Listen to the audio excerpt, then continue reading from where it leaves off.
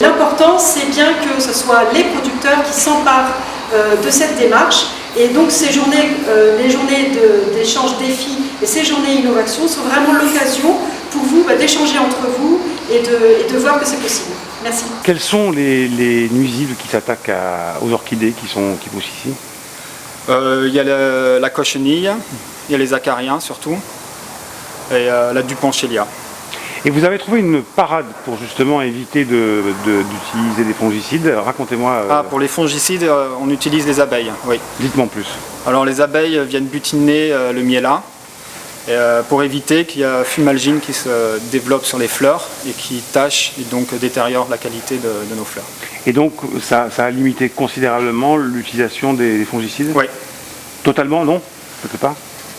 Si, quasiment, oui. Parlons justement des phytosanitaires sur votre exploitation. Ouais. Quelles sont les actions que vous menez pour réduire le volume de produits phytosanitaires? On met en place des mesures prophylactiques.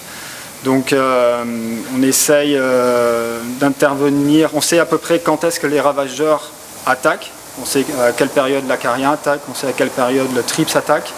Donc on essaye d'introduire des auxiliaires qui viennent en fait protéger la plante de ces ravageurs. Avec les 8 producteurs, le but est de réduire l'utilisation des pesticides.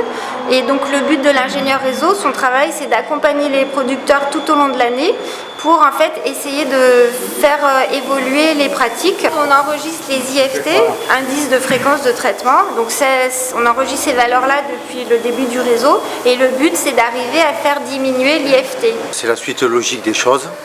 Il est normal que l'on aille de plus en plus dans le monde qui nous entoure vers une démarche qu'on dit éco-citoyenne.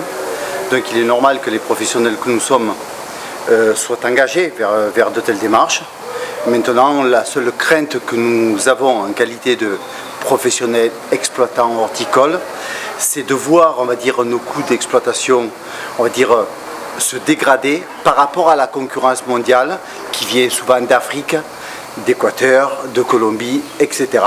et qui, elle, ne s'impose pas les règles que nous nous imposons. Nous, on est moins concernés en plantes en pot. C'est vrai qu'en fleurs coupées, sans utilisation des produits phytosanitaires, ils ont un rendement plus élevé. Ce qui n'est pas forcément le cas chez nous en plantes en pot. On a des cultures très courtes, ça veut dire que les plantes ils sont chez nous dans la serre pendant 4, 7, 2 mois maximum et après ils partent. Alors je pense que l'impact chez nous il est moins important. L'impact chez nous c'est vraiment l'impact humain et l'impact résistance du ravageur. Dans les réseaux de ferme, on a des réductions de l'utilisation des produits phytopharmaceutiques qui s'expriment par l'indicateur, l'indice de fréquence de traitement.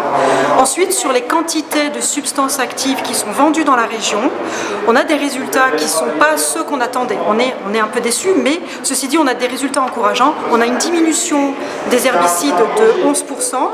Et pour ce qui est des fongicides et des insecticides, on a un transfert de l'utilisation des molécules de synthèse les plus toxiques et écotoxiques avec des molécules qui ont moins d'impact sur l'environnement.